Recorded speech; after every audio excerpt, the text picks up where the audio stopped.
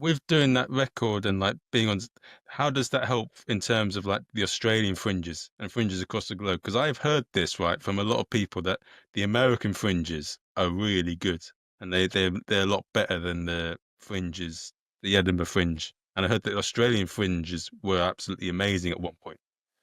Oh yeah, I mean the Perth fringe world. It's not a fringe; it's a fringe world, but it's the same thing. It's just legality. That's probably that and Edinburgh are my favorite festivals because Perth, I run my own venue there, so I make good money. Plus, it's fucking paradise. I'm gigging in shorts and jerseys every day. It's fucking 35 degrees. It's sick. Um, so you can make good money there, but you have to have sellable products. Like everything I've done, you know what I mean? I've been doing it for years now, so it's trial and error. I bring back the same shows that sell. I cut the new ideas that don't. Um, and then obviously, if you run your own venue, then you don't have to pay venue hire. So that's simple maths. They take the bar, we take the tickets, easy. And then Adelaide, I don't go to the Adelaide Fringe. I heard it's good, but it's like good for partying. But like I went there once and I didn't make any money. Plus, I didn't get any pussy and it's got laid in the name, so that's fucking false advertising. Like I don't go back to a city if I don't get laid there. So yeah, Oh, okay. and yeah, that's just the general rule.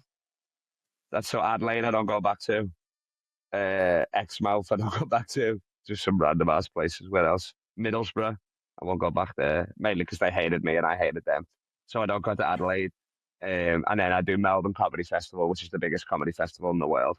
Because obviously Edinburgh's a fringe just for laughs. There's like an invite only sort of thing. So Melbourne's the biggest comedy festival in the world. But I don't do my own shows there. I just host other people's shows, do all the British stuff, host the big comedy club there, the Comics Lounge and Basement. And that's just a cash grab for me.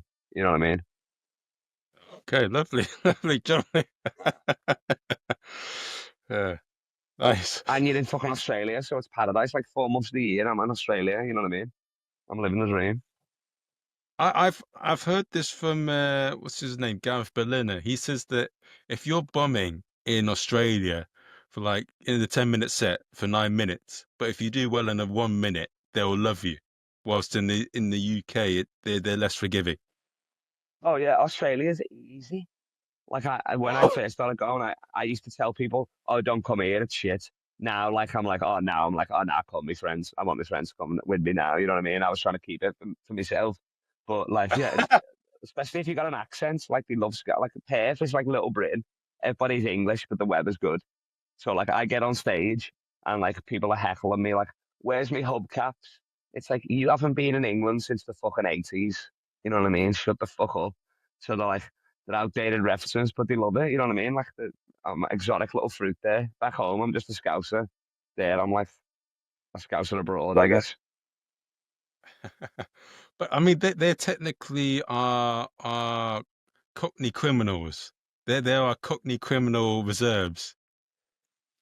Yeah, exactly. Like comedy has only been going for like 40 years in that country, live comedy. You know what I mean? It's like you can still like in England, you can't fall for the old tricks and stuff. They're more of a comedy savvy audience, which is better.